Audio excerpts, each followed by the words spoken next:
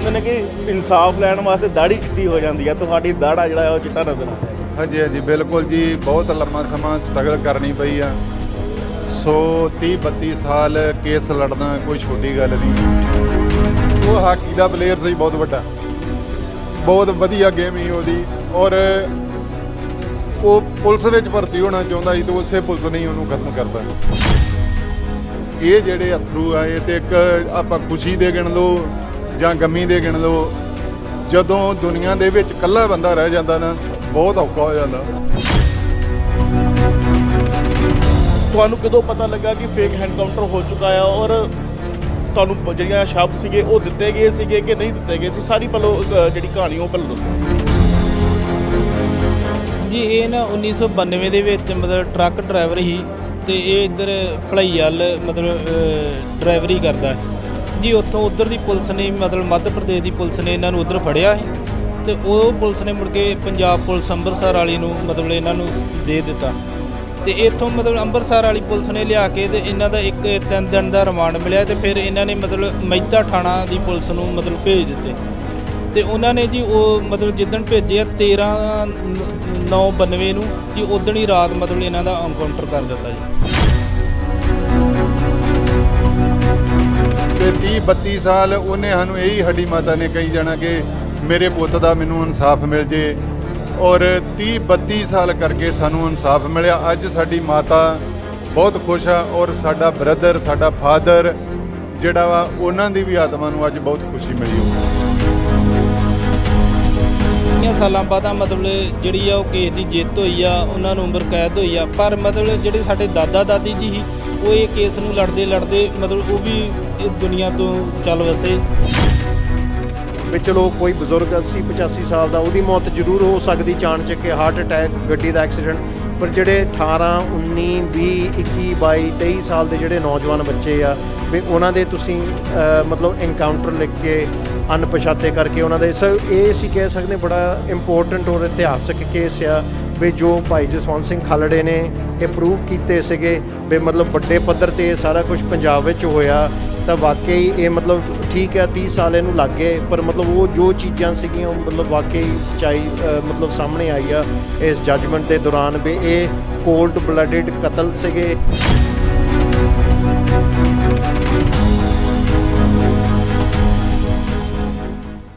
Punjab police ਦੇ ਤਸ਼ੱਦਦ ਦੀਆਂ ਬਹੁਤ ਸਾਰੀਆਂ ਕਹਾਣੀਆਂ ਤੁਸੀਂ ਸੁਣੀਆਂ ਹੋਣਗੀਆਂ, ਲੇਕਿਨ ਤੁਹਾਨੂੰ ਇੱਕ ਇਸ ਤਰ੍ਹਾਂ ਦੀ ਕਹਾਣੀ ਨਾਲ ਮਿਲਾਉਣ ਜਾ ਰਿਹਾ ਹਾਂ ਕਿ ਜਿਹਨੂੰ 1992 ਦੇ ਵਿੱਚ ਪੰਜਾਬ ਪੁਲਿਸ ਵੱਲੋਂ ਕੀਤਾ ਤਾਂ ਗਿਆ, ਲੇਕਿਨ ਹੁਣ ਉਸ ਦੀ ਸਜ਼ਾ ਮਿਲਦੀ ਹੋਈ ਵੀ ਪੰਜਾਬ ਪੁਲਿਸ ਨੂੰ ਨਜ਼ਰ ਆ ਰਹੀ ਹੈ। 1992 ਦੇ ਵਿੱਚ ਅੰਮ੍ਰਿਤਸਰ ਦੇ ਤਹਿਸੀਲ ਬਾਬਾ ਬਕਾਲਾ ਦੇ ਨਜ਼ਦੀਕ 3 ਨੌਜਵਾਨਾਂ ਦੇ ਨਾਲ ਫੇਕ ਐਨਕਾਊਂਟਰ ਕੀਤਾ ਜਾਂਦਾ ਹੈ। ਉਸ ਤੋਂ ਬਾਅਦ ਉਹਨਾਂ ਦੀਆਂ ਲਾਸ਼ਾਂ ਨੂੰ ਖੁਰਦ-ਬੁਰਦ ਵੀ ਕੀਤਾ ਜਾਂਦਾ ਹੈ ਅਤੇ ਉਹ ਪਰਿਵਾਰ ਜਿਹੜੇ ਨੇ ਉਹਨਾਂ ਨੂੰ ਅੱਜ ਇਨਸਾਫ ਮਿਲਦਾ ਹੋਇਆ ਨਜ਼ਰ ਆ ਰਿਹਾ। ਪਰਿਵਾਰ ਸਾਡੇ ਨਾਲ ਮੌਜੂਦ ਨੇ, ਗੱਲਬਾਤ ਕਰ ਲੈਂਦੇ ਹਾਂ। ਵੀਰ ਜੀ, ਕੀ ਨਾਮ ਹੈ ਤੁਹਾਡਾ? ਮੇਰਾ ਨਾਮ ਸ਼ਮਸ਼ੇਰ ਸਿੰਘ ਹੈ ਜੀ। ਕੌਣ ਸੀਗੇ ਤੁਹਾਡੇ ਰਿਸ਼ਤੇਦਾਰ ਜਿਨ੍ਹਾਂ ਨੂੰ ਜਾਂ ਫੇਕ ਐਨਕਾਊਂਟਰ ਕੀਤਾ ਗਿਆ ਸੀ? ਉਹ ਮੇਰੇ ਚਾਚਾ ਜੀ।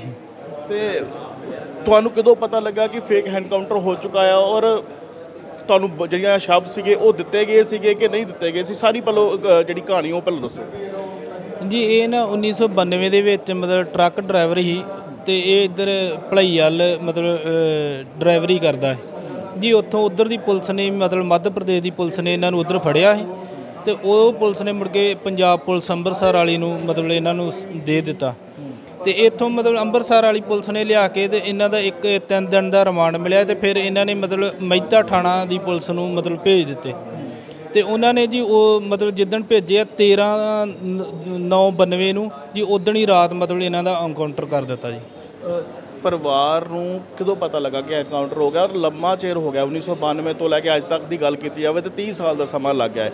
ਪਰਿਵਾਰ ਨੂੰ ਕਦੋਂ ਪਤਾ ਲੱਗਾ ਸੀਗਾ ਕਿ ਐਨਕਾਊਂਟਰ ਕਰ ਦਿੱਤਾ ਗਿਆ ਉਹਨਾਂ ਦਾ? ਜੀ ਪਰਿਵਾਰ ਨੂੰ ਜਦੋਂ ਉੱਧਰ ਮਤਲਬ ਮੱਧ ਪ੍ਰਦੇਸ਼ ਵੱਲ ਫੜੇ ਗਏ ਜੀ, ਇੱਥੋਂ ਮਹਿਤੇ ਦੇ ਮਤਲਬ ਥਾਣੇਦਾਰ ਸੀ ਜਿਹੜੇ ਉਹ ਮਤਲਬ ਇੱਥੇ ਘਰ ਦੱਸਣ ਵਾਸਤੇ ਵੀ ਆਏ ਤੇ ਮੁੜ ਕੇ ਜਦੋਂ ਮਤਲਬ ਇਹਨਾਂ ਦਾ ਮਤਲਬ ਐਨਕਾਊਂਟਰ ਹੋ ਗਿਆ ਸੀ ਉਦੋਂ ਮਤਲਬ ਅਗਲੇ ਦਿਨ ਅਖਬਾਰ ਦੇ ਵਿੱਚ ਆਇਆ ਤਾਂ ਫਿਰ ਪਤਾ ਮਤਲਬ ਲੱਗਾ ਸੀ ਵੀ ਇਹਨਾਂ ਨੂੰ ਮਤਲਬ ਪਿੰਡ ਤਰਦਿਓ ਦੇ ਨੇੜੇ ਰੋਈ ਦੇ ਉੱਤੇ ਮਤਲਬ ਕਰ ਦਿੱਤਾ ਸੀ ਐਨਕਾਊਂਟਰ। ਤੁਹਾਡੀ ਕਿੰਨੀ ਕੁ ਉਦੋਂ ਏਜ ਹੋਏਗੀ, ਤੁਹਾਨੂੰ ਪਤਾ ਸਾਰਾ ਇੰਸੀਡੈਂਟ ਦਾ ਕਿ ਪਰਿਵਾਰ ਵਾਲਿਆਂ ਨੇ ਤੁਹਾਨੂੰ ਦੱਸਿਆ ਸੀਗਾ?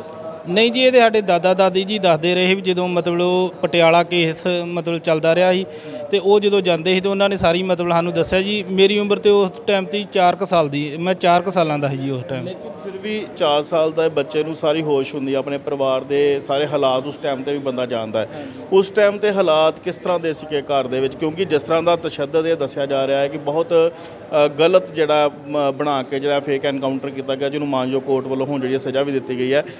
ਉਹ ਘਰ ਦਾ ਮਾਹੌਲ ਉਸ ਟਾਈਮ ਕਿਸ ਤਰ੍ਹਾਂ ਦਾ ਸੀਗਾ, ਤੁਹਾਡੇ ਕੁਝ ਦਿਮਾਗ 'ਚ ਹੋਵੇ, ਕੁਝ ਜ਼ਿਹਨ 'ਚ ਹੋਵੇ ਉਸ ਸਮੇਂ ਦਾ? ਜੀ ਘਰ ਦਾ ਮਾਹੌਲ ਜਿੱਦਾਂ ਮਤਲਬ ਸਾਡੀ ਮਾਤਾ ਜੀ ਦੱਸਦੇ ਆ ਵੀ ਮਤਲਬ ਪਹਿਲਾਂ ਤਾਂ ਬਹੁਤ ਵਧੀਆ ਠੀਕ ਠਾਕ ਹੀ, ਜਦੋਂ ਇਹ ਕੰਮ ਹੋਇਆ ਤੇ ਮੁੜ ਕੇ ਪੁਲਿਸ ਬੜੀ ਤੰਗ ਪਰੇਸ਼ਾਨ ਡੈਪੀ ਕਰਨ। ਮਤਲਬ ਜਦੋਂ ਵੀ ਕੋਈ ਮਤਲਬ ਕੇਸ ਖੁੱਲ੍ਹਣਾ, ਨਵੀਂ ਫਾਈਲ ਆਉਣੀ ਤੇ ਉਦੋਂ ਹੀ ਮਤਲਬ ਉਹਨਾਂ ਨੇ ਆਣ ਕੇ ਛਾਪੇ ਮਾਰਨੇ, ਘਰਦਿਆਂ ਨੂੰ ਤੰਗ ਪਰੇਸ਼ਾਨ ਕਰਨਾ ਤੇ ਮਤਲਬ ਬਹੁਤ ਜ਼ਿਆਦਾ ਮਾੜਾ ਹਾਲਾਤ ਸੀ ਉਸ ਟਾਈਮ 'ਤੇ।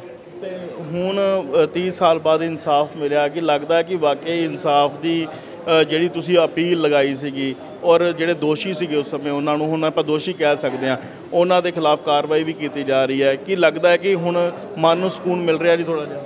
ਜੀ ਹੁਣ ਤੇ ਮਨ ਨੂੰ ਉੱਦਾਂ ਸਕੂਨ ਤੇ ਮਿਲਣ ਡਿਆ ਵੀ 30 ਸਾਲਾਂ ਬਾਅਦ ਮਤਲਬ ਜਿਹੜੀ ਆ ਉਹ ਕੇਸ ਦੀ ਜਿੱਤ ਹੋਈ ਆ, ਉਹਨਾਂ ਨੂੰ ਉਮਰ ਕੈਦ ਹੋਈ ਆ। ਪਰ ਮਤਲਬ ਜਿਹੜੇ ਸਾਡੇ ਦਾਦਾ ਦਾਦੀ ਜੀ ਸੀ ਉਹ ਇਹ ਕੇਸ ਨੂੰ ਲੜਦੇ ਲੜਦੇ ਮਤਲਬ ਉਹ ਵੀ ਇਹ ਦੁਨੀਆ ਤੋਂ ਚੱਲ ਵਸੇ ਤੇ ਉਹ ਵੀ ਮਤਲਬ ਇਹ ਸਮੇਂ ਦੀ ਉਡੀਕ ਕਰਦੇ ਸੀ ਜੀ। ਪਰਿਵਾਰ 'ਚ ਹੁਣ ਕਿਸ ਤਰ੍ਹਾਂ ਦੇ ਹਾਲਾਤ ਨੇ ਘਰ ਦੇ ਵਿੱਚ? ਕਮਾਉਣ ਵਾਲਾ ਕੌਣ ਕੌਣ ਆ? ਤੁਸੀਂ ਵੀ ਨੌਜਵਾਨ ਹੋ, ਤੁਸੀਂ ਕਮਾਉਂਦੇ ਹੋ, ਕੌਣ ਕੌਣ ਹੈਗਾ ਘਰ ਦੇ ਵਿੱਚ? ਘਰ ਦੇ ਵਿੱਚ ਜੀ ਸਾਡਾ ਫਾਦਰ ਸਾਹਿਬ ਵੀ ਜਦੋਂ ਮਤਲਬ ਸਾਡੇ ਚਾਚੇ ਦੀ ਡੈਥ ਹੋਈ ਸੀ ਤੇ ਉਸ ਤੋਂ 5 ਕੁ ਸਾਲ ਬਾਅਦ ਉਹਨਾਂ ਦੀ ਵੀ ਹੋ ਗਈ ਸੀ ਜੀ। ਤੇ ਘਰ ਦੇ ਵਿੱਚ ਮਤਲਬ ਸਾਡੇ ਦਾਦਾ ਦਾਦੀ ਜੀ ਵੀ, ਉਹਨਾਂ ਦੀ ਵੀ 10 ਕੁ ਸਾਲ ਹੋ ਗਏ ਆ। ਤੇ ਹੁਣ ਘਰ ਦੇ ਵਿੱਚ ਜੀ ਮੈਂ ਵਾ ਤੇ ਮੇਰੇ ਤੋਂ ਛੋਟਾ ਇੱਕ ਬ੍ਰਦਰ ਆ, ਇੱਕ ਮਾਤਾ ਜੀ ਆ, 2 ਭੈਣਾਂ ਸੀ ਜੀ। ਅਕਸਰ ਹੀ ਲੋਕ ਕ੍ਰੈਡਿਟ ਦਿੰਦੇ ਨੇ ਜਦੋਂ ਵੀ ਉਹਨਾਂ ਨੂੰ ਉਹਨਾਂ ਦਾ ਇਨਸਾਫ ਮਿਲਦਾ ਹੈ। ਤੁਸੀਂ ਸਮਝਦੇ ਹੋ ਕਿ ਜੋ ਵੀ ਵਕੀਲ ਸਾਹਿਬ ਵੱਲੋਂ ਤਰਕ ਰੱਖੇ ਗਏ, ਤੁਹਾਨੂੰ ਲੱਗਦਾ ਕਿ ਠੀਕ ਸੀਗੇ ਤਰਕ ਉਸ ਸਮੇਂ? ਹਾਂਜੀ ਠੀਕ ਹੈ ਜੀ ਸਰ, ਅਸੀਂ ਤੇ ਮਤਲਬ ਵਧੀਆ ਬੈਂਸ ਸਾਹਿਬ ਹੋਣਾ ਦਾ ਧੰਨਵਾਦ ਕਰਦੇ ਹਾਂ ਜਿਨ੍ਹਾਂ ਨੇ ਵੀ ਕੇਸ ਦੀ ਬਹੁਤ ਵਧੀਆ ਪੈਰਵਾਈ ਕੀਤੀ ਤੇ ਦੋਸ਼ੀਆਂ ਨੂੰ ਸਜ਼ਾ ਦਵਾਈ ਜੀ। ਕੀ ਲੱਗਦਾ ਕਿ ਪੰਜਾਬ ਪੁਲਿਸ ਨੂੰ ਇੱਕ ਸਬਕ ਮਿਲੇਗਾ ਕਿ ਫੇਕ ਐਨਕਾਊਂਟਰ ਦਾ ਕੀ ਅਸਲ ਕੀ ਰਹਿ ਜਾਂਦਾ ਰੂਪ ਰੇਖਾ, ਜਾਂ ਉਹਨਾਂ ਨੂੰ ਲੱਗੇਗਾ ਕਿ ਵਾਕਈ ਪਨਿਸ਼ਮੈਂਟ ਜਿਹੜੀ ਗਲਤ ਪਨਿਸ਼ਮੈਂਟ ਦੇਣੀ ਜਿਹੜੀ ਆ ਉਹ ਕਿਤੇ ਨਾ ਜਸਟਿਸ ਜ਼ਰੂਰ ਮਿਲਦਾ ਹੈ? ਅਸੀਂ ਤਾਂ ਸਰ ਇਹੀ ਚਾਹੁੰਦੇ ਹਾਂ ਵੀ ਜਿੱਦਾਂ ਹੁਣ ਇਹਨਾਂ ਨੂੰ ਸਜ਼ਾ ਮਿਲੀ ਆ ਤੇ ਮਤਲਬ ਜਿੱਦਾਂ ਆਮ ਪੁਲਿਸ ਵਾਲੇ ਉਹਨਾਂ ਨੂੰ ਵੀ ਮਤਲਬ ਚਾਹੀਦਾ ਵਾ, ਕੋਈ ਕਿਸੇ ਨਾਲ ਧੱਕਾ ਨਹੀਂ ਹੋਣਾ ਚਾਹੀਦਾ ਜੀ।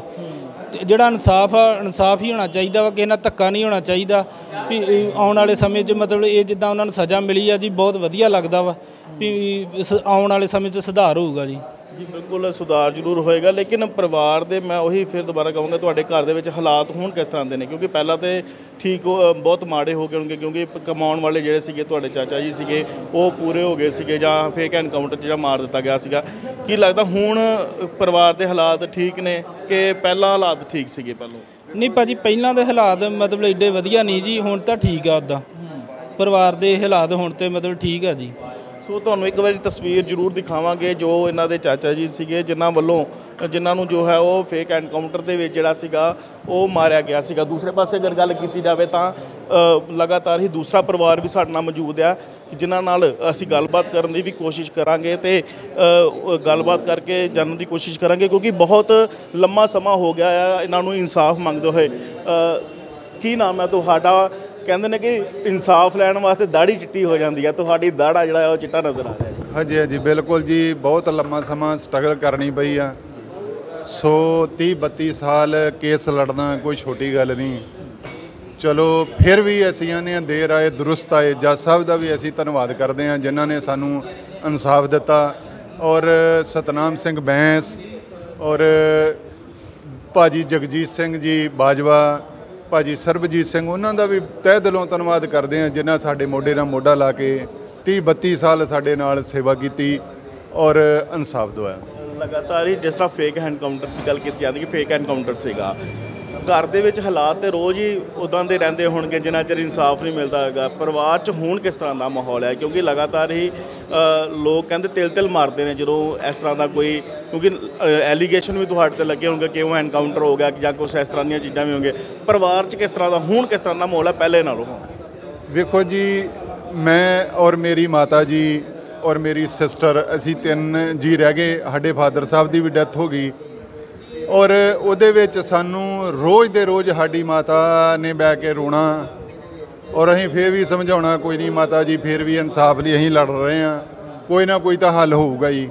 ਤੇ 30-32 ਸਾਲ ਉਹਨੇ ਸਾਨੂੰ ਇਹੀ ਸਾਡੀ ਮਾਤਾ ਨੇ ਕਹੀ ਜਾਣਾ ਕਿ ਮੇਰੇ ਪੁੱਤ ਦਾ ਮੈਨੂੰ ਇਨਸਾਫ ਮਿਲ ਜੇ, ਔਰ 30-32 ਸਾਲ ਕਰਕੇ ਸਾਨੂੰ ਇਨਸਾਫ ਮਿਲਿਆ। ਅੱਜ ਸਾਡੀ ਮਾਤਾ ਬਹੁਤ ਖੁਸ਼ ਆ, ਔਰ ਸਾਡਾ ਬ੍ਰਦਰ, ਸਾਡਾ ਫਾਦਰ ਜਿਹੜਾ ਵਾ, ਉਹਨਾਂ ਦੀ ਵੀ ਆਤਮਾ ਨੂੰ ਅੱਜ ਬਹੁਤ ਖੁਸ਼ੀ ਮਿਲੀ ਹੋਊਗੀ। ਤੁਹਾਡੀਆਂ ਅੱਖਾਂ ਨਾਮ ਨੇ, ਕਿ ਲੱਗਦਾ ਕਿ ਇਹ ਖੁਸ਼ੀ ਦੇ ਅਥਰੂ ਆ ਕਿ ਉਸ ਜਗ੍ਹਾ ਦੇ ਉੱਤੇ ਗਵਾਚੇ ਹੋਏ ਭਰਾ ਦੇ ਅਥਰੂ ਆ ਕਿ ਇਹ ਜਿਹੜੇ ਅਥਰੂ ਆ, ਇਹ ਤੇ ਇੱਕ ਆਪਾਂ ਖੁਸ਼ੀ ਦੇ ਗਿਣ ਲਓ ਜਾਂ ਗਮੀ ਦੇ ਗਿਣ ਲਓ।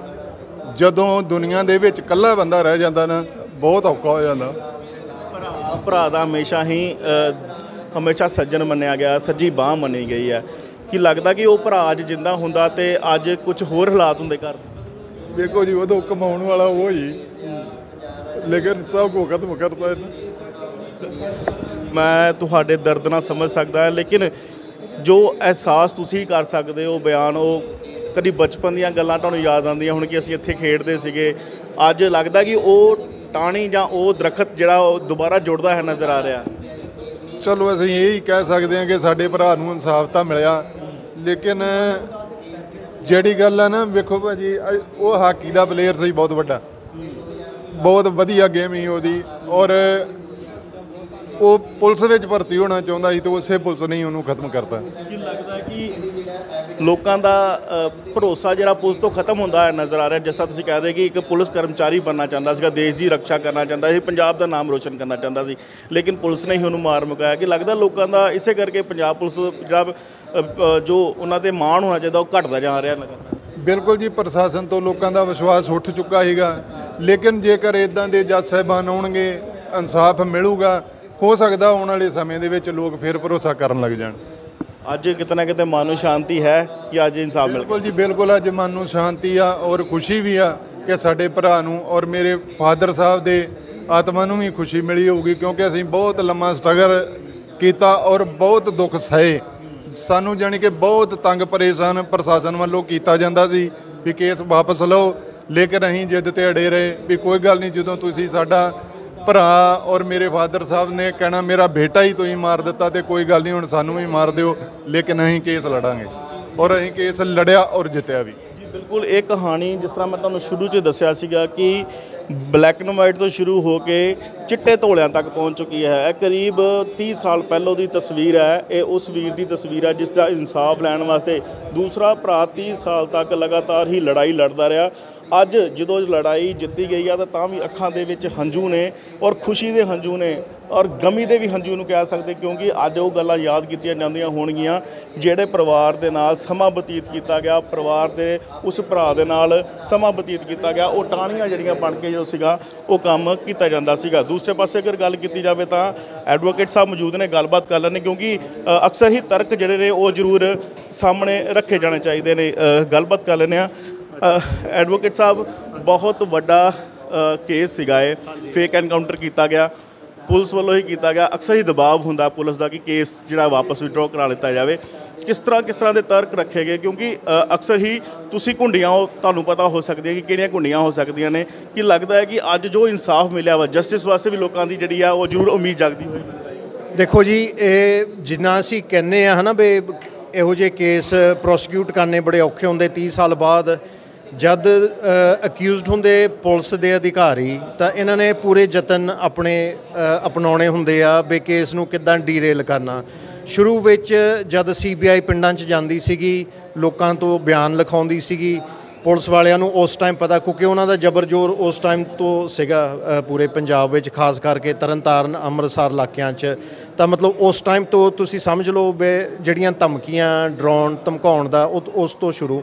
ਤਾਂ ਤੁਸੀਂ ਇਹ ਵੀ ਸੋਚੋ ਵੀ ਪਰਿਵਾਰ 'ਤੇ ਕਿੰਨਾ ਪ੍ਰੈਸ਼ਰ ਆ। ਜਿਹੜੀ ਕੋਈ ਮਾਤਾ ਆ ਵੀ ਉਹਦੇ ਪੁੱਤ ਨੂੰ ਚੁੱਕਿਆ ਗਿਆ, ਉਹਦੇ ਹੋਰ ਵੀ ਪੁੱਤ ਹੈਗੇ, ਹੋਰ ਵੀ ਫੈਮਿਲੀ ਦੇ ਮੈਂਬਰ। ਖਾਸ ਕਰਕੇ ਇਹ ਜਿਹੜੀ ਸਟੋਰੀ ਆ ਇਹ ਨਿਕਲੇ ਇਸੀ ਵਜ੍ਹਾ 'ਤੇ ਸੀਗੇ ਕਿਉਂਕਿ ਇਹਨਾਂ ਦੇ ਦਾਦਾ ਜੀ ਨੂੰ ਮਾਰਿਆ ਗਿਆ ਸੀਗਾ। ਤਾਂ ਫੈਮਿਲੀ ਨੂੰ ਵੈਸੇ ਵੀ ਡਰ ਸੀਗਾ ਵੀ ਜਿਹੜੇ ਸਾਡੇ ਮੁੰਡੇ ਟਾਰਗੇਟਾਂ ਕੀਤੇ ਜਾਣ। ਤਾਂ ਮੱਧ ਪ੍ਰਦੇਸ਼ ਤੋਂ ਇਹਨਾਂ ਨੇ ਪ੍ਰੋਡਕਸ਼ਨ ਲੈ ਕੇ ਜਿਹੜੀ ਮੇਨ ਕਹਾਣੀ ਇਹਨਾਂ ਨੇ ਜਿਹੜੀ ਇਸ ਕੇਸ ਵਿੱਚ ਬਣਾਈ ਸੀਗੀ, ਪ੍ਰੋਡਕਸ਼ਨ ਲੈ ਕੇ ਇਹਨਾਂ ਨੂੰ ਮਹਿਤੇ ਥਾਣੇ ਰੱਖ ਕੇ ਰਾਤ ਦੇ ਟਾਈਮ 'ਚ ਇਹਨਾਂ ਨੂੰ ਕੱਢ ਕੇ ਫੇਕ ਐਨਕਾਊਂਟਰ ਦੀ ਸਟੋਰੀ ਜਿਹੜੀ ਇਹਨਾਂ ਨੇ ਰਚਾਈ ਸੀਗੀ ਵੀ ਉੱਥੇ ਅਸਲਾ ਦੱਬਿਆ ਤਾਂ ਮਤਲਬ ਇਹ ਜਿਹੜੀ ਸਾਰੀ ਸਟੋਰੀ ਬਿਲਕੁਲ ਕਲੈਪਸ ਹੋ ਗਈ ਸੀਗੀ ਕੋਰਟ ਵਿੱਚ ਵੀ ਜੇ ਤੁਸੀਂ ਲਗਾਏ। ਪਹਿਲੀ ਗੱਲ ਤਾਂ ਮਤਲਬ ਉਹਨਾਂ ਨੇ ਡਿਸਕਲੋਜ਼ਰ ਸਟੇਟਮੈਂਟ ਦਿੱਤੇ, ਆਪਣੇ ਨਾਂ ਪਤਾ ਸਾਰਾ ਦਿੱਤਾ। ਫਿਰ ਮੌਕੇ 'ਤੇ ਜਦ ਤੁਸੀਂ ਉੱਥੇ ਰਿਕਵਰੀ ਕਰਨ ਵਾਸਤੇ ਗਏ, ਮਤਲਬ ਪੂਰੀ ਪੁਲਿਸ ਪਾਰਟੀ ਸਮੇਤ 20 ਮੁਲਾਜ਼ਮ ਜਿਹੜੇ ਸੀਗੇ ਨੇ, ਤਾਂ ਤੁਸੀਂ ਕਿਹਾ ਵੀ ਅਣਪਛਾਤੇ ਖਾੜਕੂਆਂ ਨੇ 'ਤੇ ਫਾਇਰਿੰਗ ਕੀਤੀ।